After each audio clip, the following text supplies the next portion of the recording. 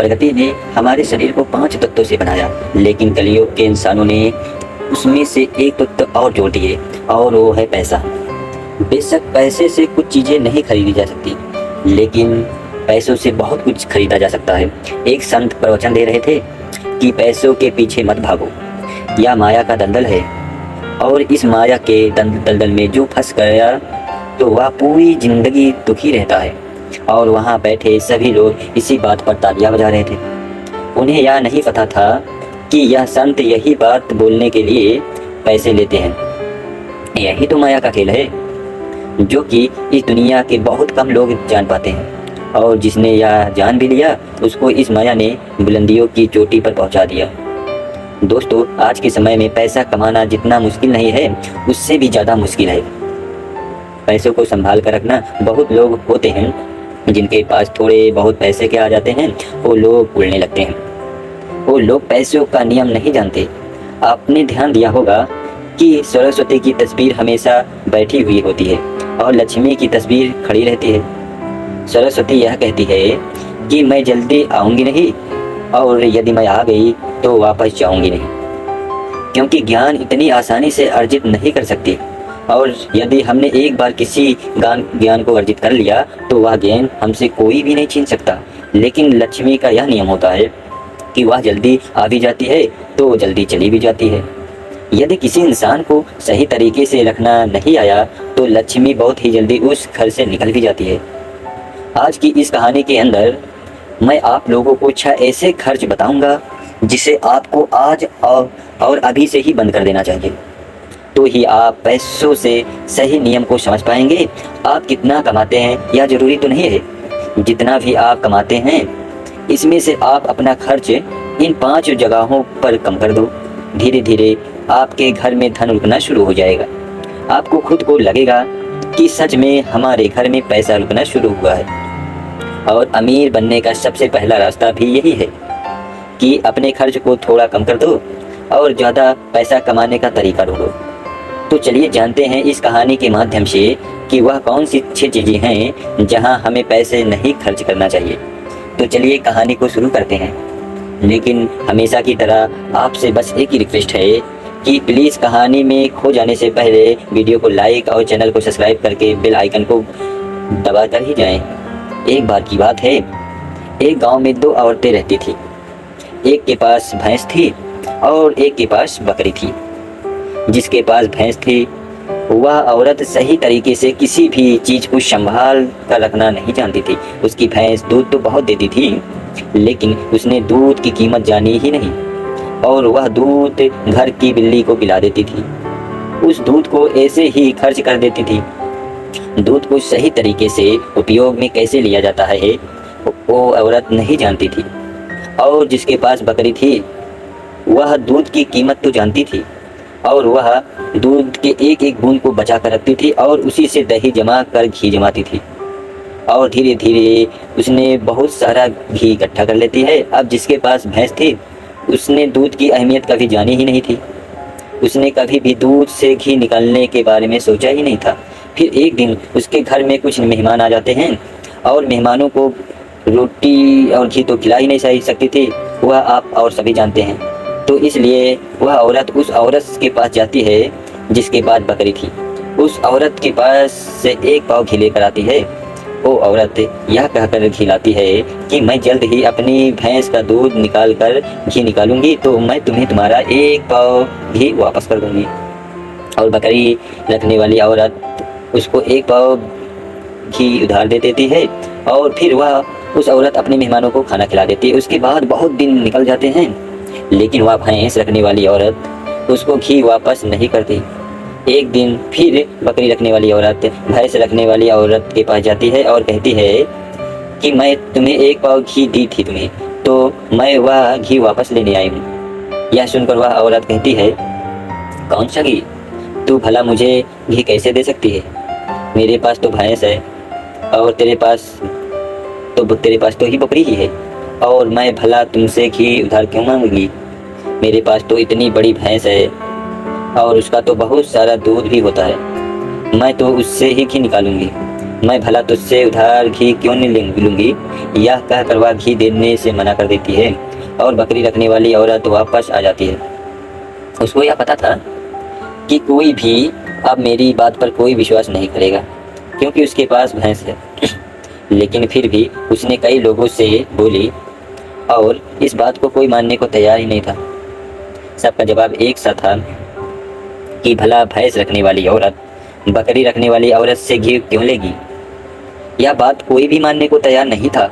उसी गांव से बाहर कुछ दूर पर एक गुरु रहते थे और फिर वह बकरी रखने वाली औरत उस गुरु के पास जाती है और उन्हें अपनी सारी समस्या को बताती है। उसके बाद उस गुरु ने भैंस रखने वाली औरत को बुलाती हैं और फिर वह औरत भी के पास जाती है और वह अपनी बात को बताते हुए कहती है कि गुरुदेव, यह झूठ बोल रही है, मेरे पास तो भैंस है, भला मैं इससे क्यों लूंगी। अब उस गुरु को फैसला भी करना था कि यह सच में भैंस रखने वाली औरत बकरी रखने वाली औरत से घी उधार ली है या नहीं ली है, क्योंकि बकरी का दूध बहुत कम होता है और भैंस का दूध बहुत ज़्यादा होता है। तो क्या ज़रूरत पड़ गई कि एक भैंस वाली को बकरी से घी लेने वाली औरत से क्या आवश्यकता पड़ गई।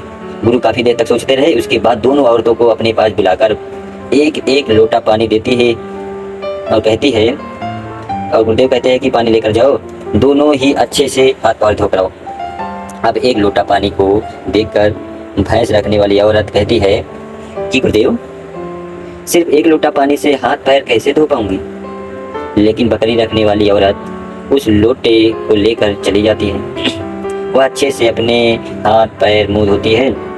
उसके बाद वह भी लोटे के अंदर थोड़ा सा पानी भी बचा लाती है और वापस गुरुदेव के पास आ जाती है। लेकिन भैंस रखने वाली औरत वह लोटा लेकर जाती है और उसने तो सिर्फ अपना मुंह धोया और उस लोटे को खाली करके वापस ले आती है।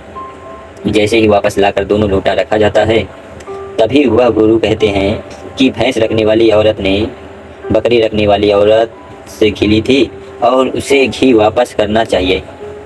अब जो गांव के लोग के पास जो बैठे थे उन्होंने कहा, गुरुदेव, इससे कैसे साबित होता है कि एक भैंस रखने वाली औरत ने बकरी रखने वाली औरत से घी उधार ली है। उसके बाद गुरु कहते हैं कि जरा इन लोटों पर ध्यान दो। इस औरत ने लोटों पे इतना पानी भी बचा लाई और हाथ पैर मुंह सब धो भी ली। यह होती है किसी भी चीज़ की कीमत को समझना। और दूसरी औरत ने सिर्फ मुंह धो कर ही लोटे का सारा पानी खत्म कर दी, क्योंकि उसको इस पानी की कीमत ही नहीं पता थी। और जिस चीज़ की हमें कोई कदर नहीं होती है, वो भले ही हमारे पास कितनी भी हो, वो नष्ट हो जाती है, वह खत्म हो ही जाती है। और यदि हमारे पास कोई भी चीज़ कम है और यदि हम उसको सही तरीके से इस्तेमाल में लेते हैं और उसकी कीमत को जानते हैं, तो ज़रूर उससे हम फ़ायदा उठा सकते हैं। जैसे कि बकरी रखने वाली औरत ने थोड़ा थोड़ा दूध बचाकर उसे मक्खन निकालती थी और उससे घी भी बनाया करती थी। और भैंस रखने वाली औरत को दूध की कदर भी नहीं थी, इसीलिए इतना दूध होने के बावजूद भी उसके घर में मेहमानों के लिए घी नहीं था। यह बात तो सत्य है। उसके बाद भैंस रखने वाली औरत उस गुरु के चरणों में गिर पड़ती है और कहती है, महाराज, मुझे क्षमा कर दीजिए, मैं अभी घर जाकर इसको एक पाव घी वापस दे दूंगी। उसके बाद वह गुरु कहते हैं कि बूंद बूंद से घड़ा बढ़ता है। हमारे पूर्वज ने यह कहावत यूं ही नहीं बनाई। हमारी छोटी छोटी बचत हमारे भविष्य में एक बड़ा लाभ बनकर हमें मिलती है और यह बात बहुत ही कम लोग जानते हैं। और यही बात हमारे घर में लक्ष्मी पर भी लागू होती है। यदि हम लक्ष्मी को थोड़ा थोड़ा करके बचाएंगे तो वही लक्ष्मी हमें भविष्य में एक बड़ा लाभ बनकर मिलेगी। दोस्तों, कहानी तो आपको समझ में तो आ गई होगी। तो आइए आप जानते हैं वह 6 खर्चों के बारे में जो हमें आज से ही बंद कर देना चाहिए। सबसे पहले मैं आपको पहला खर्च के बारे में बात करता हूँ। दिखावे वाले खर्च को अपने पड़ोस में किसी ने बड़ी कार ले ली तो अब आपके मन में जलन होने लगी कि मुझे भी जल्द ही कार लेनी है। और यही दिखावे का खर्च आपको पूरी उम्र गरीब बनाकर रखता है। दोस्तों, हम में से बहुत से लोग ऐसे होते हैं जो सिर्फ दिखावे के चक्कर में ही बहुत सा ऐसा सामान उठा लाते हैं जिससे दूसरों के लिए अपना रुतबा बढ़ाने के लिए गाड़ी ले लेना, महंगे जेवर ले लेना, महंगे मोबाइल ले लेना, या फिर कोई ऐसी महंगी चीज़ खरीद लेना जिसकी हमें हमारी ज़िंदगी में कोई ज़रूरत भी नहीं होती है। और जब उन्हें कोई समझाता है तो वह कहते हैं हम किसी से कम हैं क्या।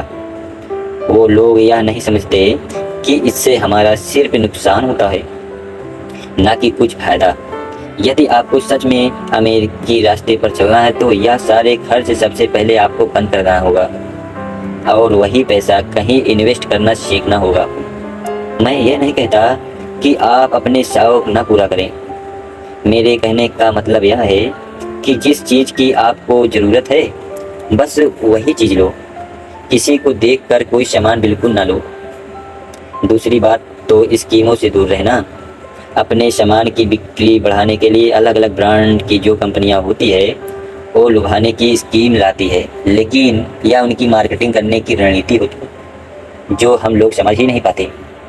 और बहुत सारे लोग अलग अलग स्कीम के चक्कर में आकर वह चीज़ भी खरीद लेते हैं जिसकी उन्हें बिल्कुल ज़रूरत ही नहीं होती। यदि हम मार्केट में जाते हैं और हमें पता चलता है कि 50% की डिस्काउंट के अंदर घड़ी मिल रही है, बल्कि हमारे पास तो 2-4 घड़ी घर में पड़ी हुई है, लेकिन फिर भी हम उस घड़ी को खरीद लाते हैं। हम लोग यह नहीं समझते कि ये सब मार्केटिंग करने की रणनीति होती है। इससे हमें फ़ायदा ही नहीं होता बल्कि कंपनी को ही फ़ायदा होता है। इसलिए ऐसे शौक कभी न पालें, क्योंकि यही गरीब होने का सबसे बड़ा कारण होता है। क्योंकि जिस चीज़ की हमें ज़रूरत भी नहीं है और उसी चीज़ में हम लक्ष्मी को खर्च कर देंगे तो उससे हमारे घर की लक्ष्मी नाराज़ हो जाती हैं और फिर धीरे धीरे हमारे घर से निकलने लगती हैं। तीसरा खर्च जो है कर्ज। आज के समय में ज़्यादातर लोग कर्ज लेकर बड़े बड़े चीज़ खरीद लेते हैं, जैसे कि गाड़ी, बंगला, मोबाइल, और फिर भी उसका पैसा भरते रहते हैं जीवन भर। जैसे कि आजकल हम लोग क्रेडिट कार्ड का इस्तेमाल करते हैं। क्रेडिट कार्ड हमें पैसे खर्च करने के लिए कहता है। जो पैसे हमारे पास है या फिर जो हमारे पास आने वाले हैं पैसे, और उस पैसे को हम खर्च कर देते हैं। तो ज़रा सोचिए कि हम अमीर कैसे बन पाएंगे। जो पैसे हमारे पास आए ही नहीं उस पैसे को हम कैसे खर्च भी कर दें, और हम अमीर बनने के बारे में सोचते भी हैं और अमीर बनने की वीडियो भी देखते हैं, लेकिन उन बातों का पालन पूर्ण नहीं करते। और बहुत लोग तो ऐसे भी होते हैं जो लोन लेकर ज़मीन खरीद लेते हैं और यह सोचते हैं कि जब हमें इससे फ़ायदा होगा तो हम लोन वापस कर देंगे, लेकिन वह लोग यह नहीं समझते कि जितना हमें इसमें फ़ायदा होगा उससे ज़्यादा तो हमें लोन का ब्याज भरना पड़ जाएगा। तो दोस्तों, ऐसे काम कभी नहीं करना। कर्ज लेकर कोई भी चीज़ ना खरीदें। चौथी तो सबसे बड़ी यह बात है, आप अपने पैसे को कैश में रख कर ही खर्च करें। कभी मोबाइल फ़ोन के किसी भी ऐप का उपयोग करके पैसे खर्च न करें। आपको शायद पता ही नहीं होगा कि आप कोई भी सामान खरीदते हो और फिर फ़ोन से पेमेंट करते हो तो आपको आपके पैसे खर्च करने का ज़्यादा तकलीफ़ तो नहीं होता, क्योंकि वो पैसा आपकी जेब से नहीं जाता। लेकिन वहीं पर यदि आप अपने जेब से निकाल कर खर्च करते हैं तो आपको थोड़ा महसूस तो होगा कि यार पैसे खर्च हो रहे हैं। अगर आपको यकीन ना हो तो आप ऐसा करके देख लेना। मार्केट जाना और फिर किसी सामान को लेना, फ़ोन से पे करना, फिर आपको ज़्यादा महसूस तो नहीं होगा कि आपका पैसा खर्चा हो रहा है। लेकिन जिस दिन आप अपने मोबाइल से पैसे निकाल कर दोगे तो उस दिन आपको ज़रूर लगेगा कि यार जेब से पैसा तो जा रहा है, मेरा पैसा खर्च हो रहा है, ज़्यादा पैसा खर्च हो रहा है। पांचवी बात आपको ध्यान में रखनी है, अपनी भावनाओं पर काबू रखना। अगर आपको कोई चीज़ पसंद आ रही है और आप उसे ख़रीदना चाहते हैं तो यह पहले देख लें कि वाकई में क्या इस चीज़ की आपको सच में ज़रूरत है या नहीं। क्योंकि बहुत से लोग कोई भी चीज़ पसंद आने पर उसे तुरंत खरीद लेते हैं। कई बार तो ऐसा भी होता है कि कोई भी स्कीम वाले आते हैं जो हमें लुभाने वाली चीज़ को लेकर आते हैं और हमें वह चीज़ पसंद आ जाती है और हम उस चीज़ को तुरंत खरीद लेते हैं। हमें ऐसी चीज़ लेने से बचना ही चाहिए। हमें ऐसी चीज़ नहीं लेनी चाहिए, बल्कि हमें सिर्फ ऐसी चीज़ ही लेनी चाहिए जिसकी हमें ज़रूरत है। छठी और आखिरी बात तो ये है, कभी भी कोई शौक न पालें। और आपको शायद इस बात को पता होगा कि हमारी दुनिया में महंगाई का सबसे बड़ा कारण है शौक। आज के समय में नॉर्मली 10,000 का फ़ोन आ रहा है और वहीं पर 2 लाख का फ़ोन भी आ रहा है। दोनों में फ़र्क इतना है कि किसी को 1 लाख का फ़ोन रखने का शौक़ है तो वही किसी 2 लाख का फ़ोन रखने का शौक़ है। हाँ, वहाँ पर आदमी की अमीरी भी दर्शाती है, क्योंकि अमीर आदमी बड़ा फ़ोन ही रखेगा तो लगेगा कि वह अमीर है। तो यह शौक़ तो ही हुआ, शौक़ है तो उसने महंगा ही क्यों रखा। इसीलिए सबसे बड़ी महंगाई का कारण होता है शौक़, और किसी भी चीज़ की महंगाई नहीं है। और इसलिए लोग समय समय पर शौक़ वाली चीज़ बनाते रहते हैं, अच्छी अच्छी चीज़ बनाकर हमें लुभाने के लिए लेकर आते रहते हैं, ताकि हमें वह चीज़ पसंद आ जाए और हम तुरंत उसे खरीद लें, क्योंकि उन्हें पता है कि ना ही लोग अपना शौक़ खत्म करेंगे और ना ही मार्केटिंग बंद होगा। तो इसलिए अपने शौक़ पर काबू रखें, जितना हो सके हम शौक़ करें, क्योंकि शौक़ करने से हमारी ज़िंदगी नहीं चलेगी, बल्कि मेहनत करने से और पैसे को अपने पास सेव करने से ही ज़िंदगी चलेगी। क्योंकि आज के समय में पैसा ही सब कुछ है। भले आज के समय में हमसे लोग कितना भी यह बात कहते हों कि पैसा ही सब कुछ नहीं होता, लेकिन यदि उनकी ज़िंदगी में सही तरीके से ध्यान रखकर देखा जाए तो उनके लिए पैसा ही सब कुछ होता है।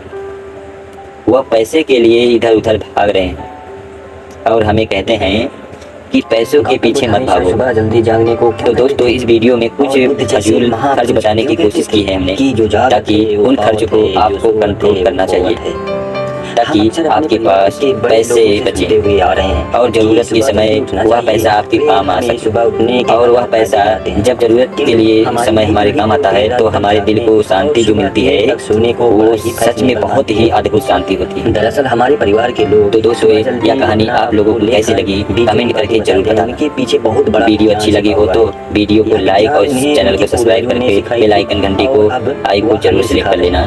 फिर मिलेंगे कोई अच्छी सी कहानी लेकर, तब तक अपने लिए अपने रखे अपना ख्याल। दिमाग, प्रकृति, जय हिंद, जय भारत, सागा टेक केयर फ्रेंड्स। ही सकारात्मक